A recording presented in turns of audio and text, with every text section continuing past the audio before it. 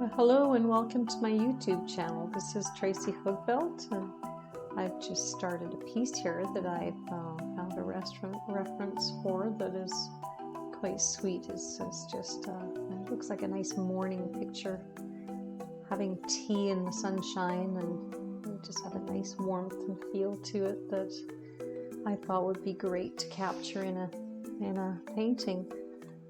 I've just started now with the blocking.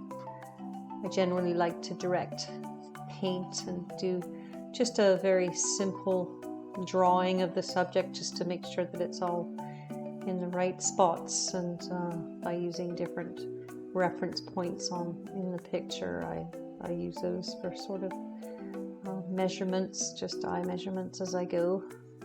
I'll still correct later on throughout the painting if I notice out edges that I've missed when I did the original drawing. Now just kind of into the block-in phase, nothing too fussy, just basic block-in of basic colors, and I'm not overly concerned about values at this point, so just making sure I can see the lights from the darks, and I generally end up coming back and darkening some darks into the picture later.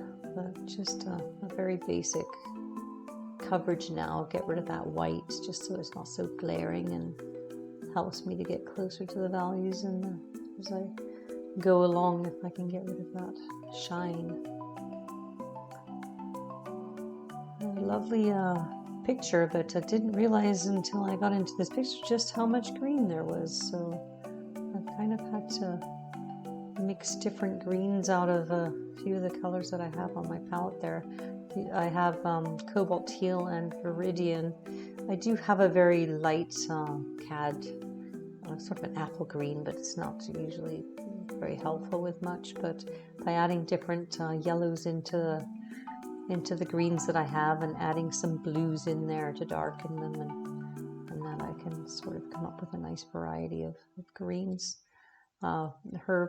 Her sweater is probably more in the phthalo green area, but I don't carry that on my palette, so I've just sort of gone with viridian and a little bit of black in there to give it the depth when I do it. And the cup looks like I got a little carried away on some of the detail on the cup already, but I won't be there for long. It's time to move around the painting and work on some other areas. Basic blocking for the face, just to find the proportions and the basic shape. I haven't mixed up any skin tones too much with this one ahead of time, because there's not really a lot of skin on it except the face and hands. So this is more of a gesture, so a little less of just a facial portrait. It's nice to do some gesture when I get tired of just regular portraits, because it's time to get outside in plein air soon, but it's just not nice enough here to do that. So in the studio a little longer, and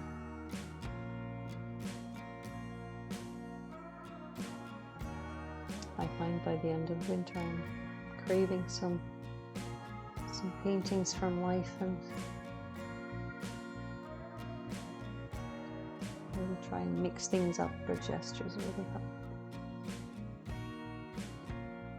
Get a little bit more detail on the face here, adding some darks and just finding the different values in the face, and not working with too many colors for this small of an area because the details are so small and tight. I try to avoid using too tiny of a brush so that I don't start over niggling. Putting some lights back in the hair there, because I feel that sunshine as it pours in through the window.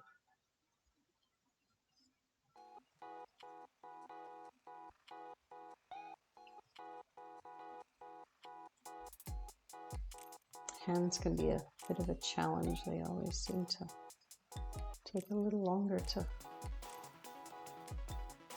figure them through.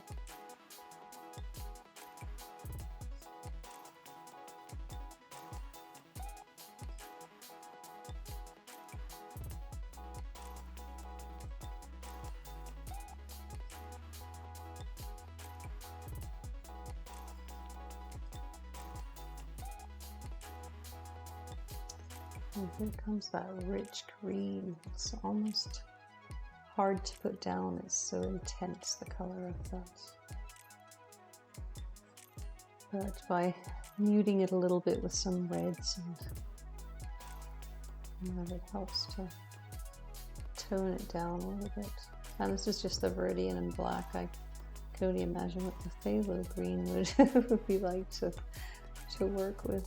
So I don't carry it on my palette. I find it's just way far too rich of a color to work with.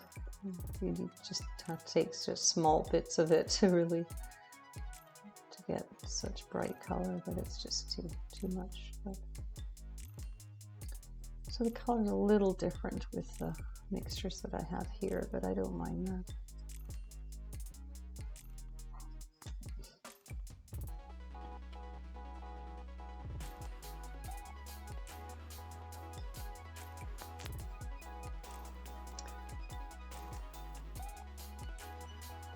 Pretty general palette that I have going on there today.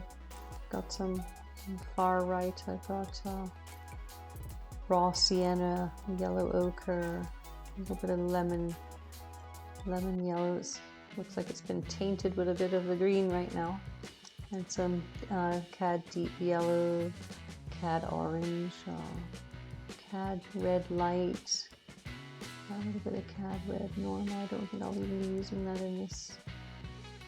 Alizarin crimson, and then we go into the browns. There's Terra Rosa, and I have that on my palette. I don't think I'm using that today. Burnt sienna, burnt umber and raw umber, and then there's the greens and the blues on the top, which, as I said before, got the very light cad, kind of a apple green color there, and then Viridian green, cobalt teal, cobalt blue, ultramarine blue, and ultramarine violet, which I don't think I've used either in this one today. And I do have black on the palette because I really needed to add some depth to that green to get that background, and her sweater as dark as I have it. Adding a little bit of detail now into the plants behind. Not too much, just enough so that it reads well, you know what it is. Just really doing a mixture of greens here, to adding different yellows, different blues, and cooling it and warming it just for interest.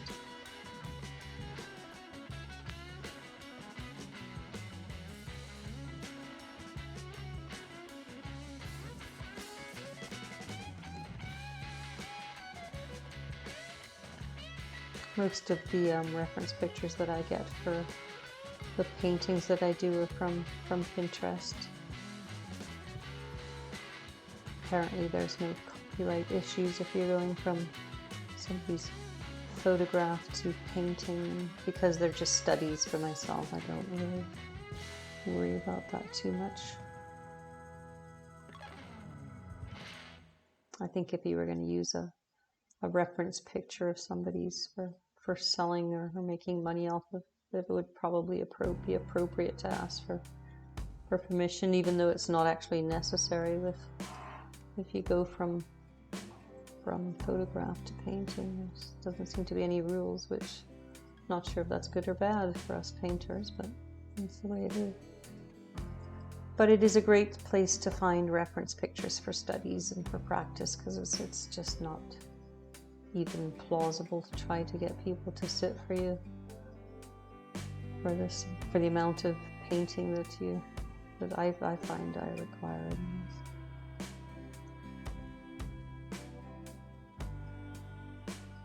I've ran dry of all my family photo references, and I'll probably start taking a few more pictures. I've actually moved back to where my family lives now, so I'll be doing a lot more reference pictures from family members.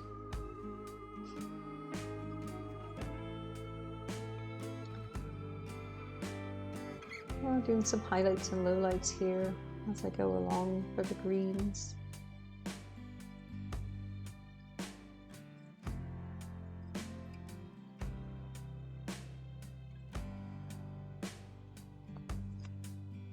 Got the shadows down now along by her arms there and by the hands. Shadows make such a big difference in giving depth to a picture.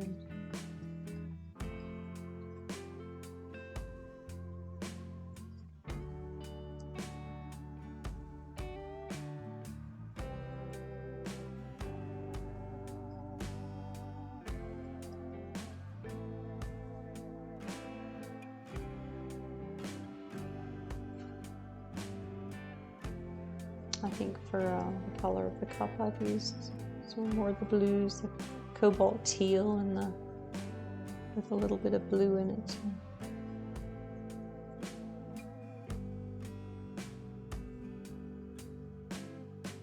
A little bit of white to whiten it where the highlights are.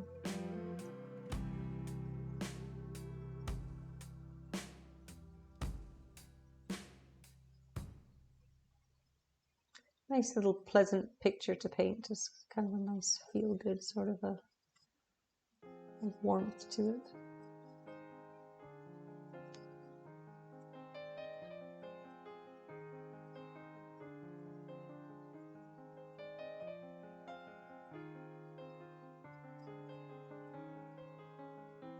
Seem to have a bit of shine on the sketchbook right now as I'm working in there in the evening for this, and since I haven't figured out the knack yet to stop the shine from the lights, even if I direct them upwards to the ceiling, I always seem to get a little bit of reflectivity off the paint. I notice as it goes, because I always tend to work on it a little bit the next morning just to check my values one more time and catch anything I've missed the night before, but I notice as soon as it flicks to the morning, the glare will come off it. So you're patient, you'll see it as it when it diminishes. I think the reds, that just the little hints of reds that are on the tile behind her and the warmth of the coffee table that she's sitting at really help to make all the greens in this picture work, just because it's close to the complementary colors, and even her face is on the warmer side, so it just really has a nice feel to it.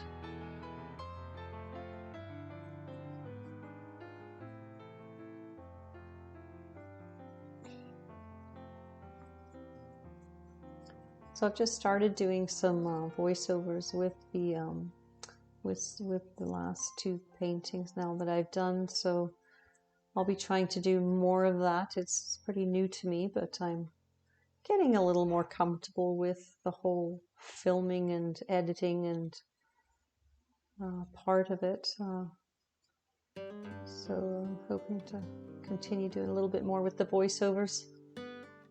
And it should be quite fun when I get out on do the plein airs, and I don't know if there's many of you that are doing any outdoor painting, but it's a fun thing to do, to get out there in nature, and it's a challenge, so it's makes it more fun.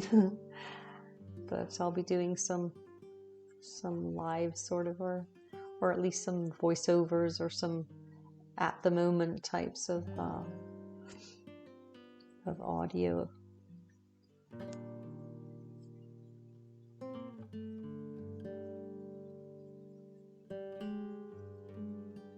Adding a little more detailing now to the face. I've got a very small brush there that I work with just at the very end, just because it's got a very fine brush tips, so I can catch the little tiny things that. But I try not to niggle too long. I resist the temptation to get too close to it.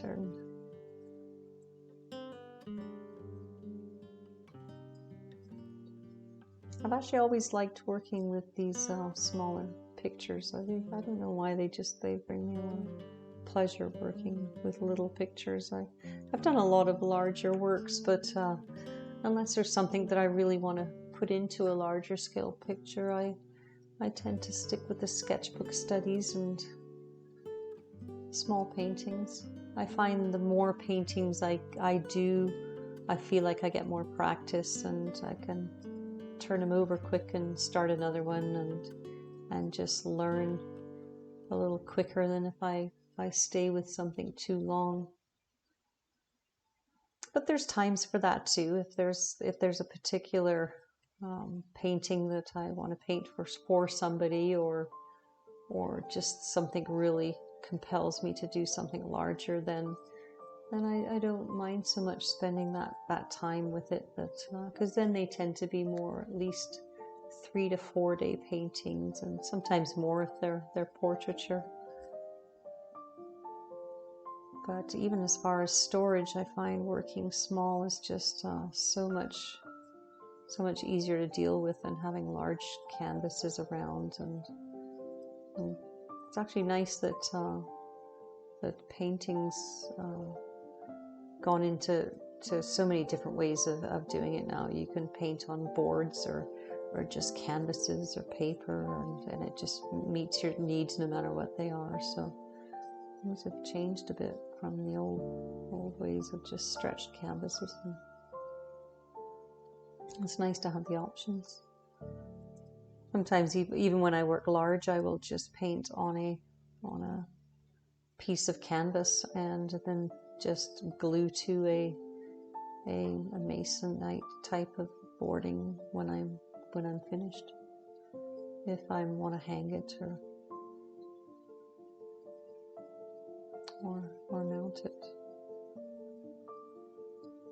So this is obviously the next morning, where the light is a little brighter and the reflectivity is gone now from my overhead lights here, so you can see the colors in her hair and the true colors in her face. And I'm just touching up a few details now, like the tea bags and the tea bag and the string, and I find these little details actually quite fun at the end of it, as long as you don't go too much into it. It's tempting to start drawing the knots in the wood, but I think I stop myself before I do that.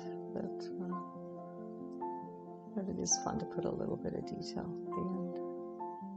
It makes the picture come alive a bit.